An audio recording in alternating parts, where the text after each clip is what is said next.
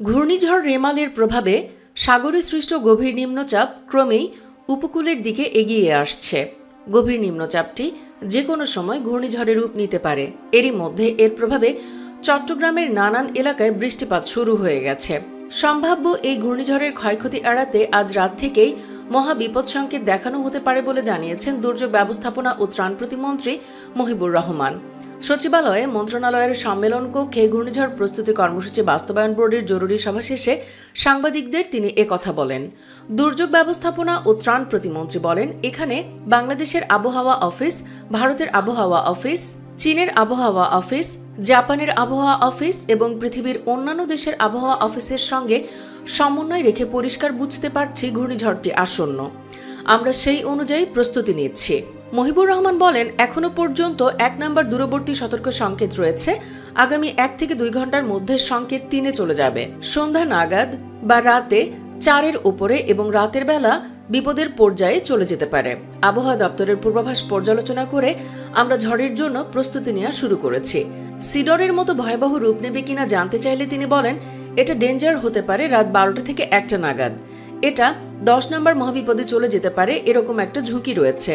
তিনি আরও বলেন, কাল রোববার ভোর থেকে এটা প্রাথমিক আঘাত হানতে পারে আর সন্ধ্যা নাগাদ মূলটা আঘাত হানবে। পূর্বাভাসে আমরা এরকমই বুঝতে পারছি এবং আজকে রাত 12টা থেকে 1টার মধ্যে এটা ডেঞ্জার পয়েন্টে চলে যেতে পারে।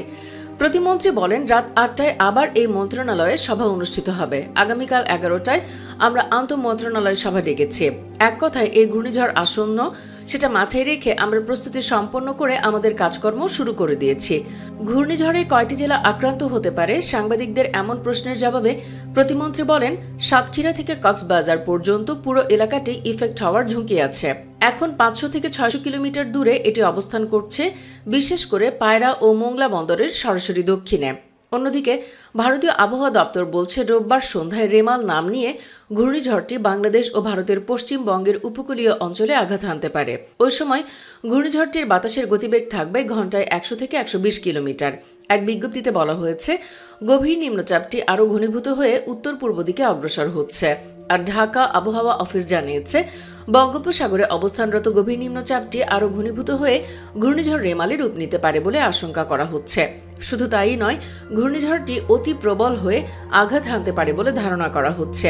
এ পরিস্থিতিতে দেশের বিভিন্ন স্থানে ঝড় বৃষ্টি হতে পারে, কোথাও কোথাও হতে পারে অতি ভারী বর্ষণ।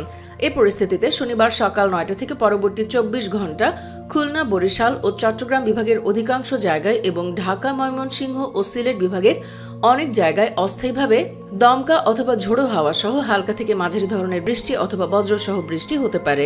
সেই সঙ্গে দক্ষিণাঞ্চলের কোথাও কোথাও মাঝারি ধরনের ভারী থেকে অতি ভারী বর্ষণ হতে পারে। গভীর নিম্নচাপটি উপকূলের দিকে আরও এগিয়ে এসেছে। সকালের তুলনায় প্রায় 60 থেকে 65 কিলোমিটার এগিয়ে এসে দুপুরে উপকূল থেকে 425 কিলোমিটার দূরে অবস্থান করছিল। নিম্নচাপের প্রভাবে সাগর উত্তাল হয়ে ওঠায় 1 নম্বর দূরবর্তী সতর্ক সংকেত নামিয়ে তার পরিবর্তে 3 নম্বর স্থানীয় সতর্ক সংকেত দেখাতে বলা হয়েছে। পাশাপাশি সাগরের মাছ ধরার নৌকা ও ট্রলারগুলোকে অতি দ্রুত নিরাপদ আশ্রয়ে যেতে বলা হয়েছে। দোয়া করি আল্লাহ তাআলা যেন এই ঘূর্ণিঝড় সহ সব ধরনের প্রাকৃতিক দুর্যোগ থেকে রেহাই দেন। আমিন। দর্শক, কমেন্টে আপনিও আমিন লিখে জানিয়ে দিন আপনি কোথায় আছেন ও সেখানকার আবহাওয়ার সবশেষ আপডেট। সেই সাথে ভিডিওটি লাইক, শেয়ার করুন আর ঘূর্ণিঝড় রেমালের সবশেষ আপডেট জানতে চ্যানেলটি সাবস্ক্রাইব করে রাখুন। ধন্যবাদ সবাইকে।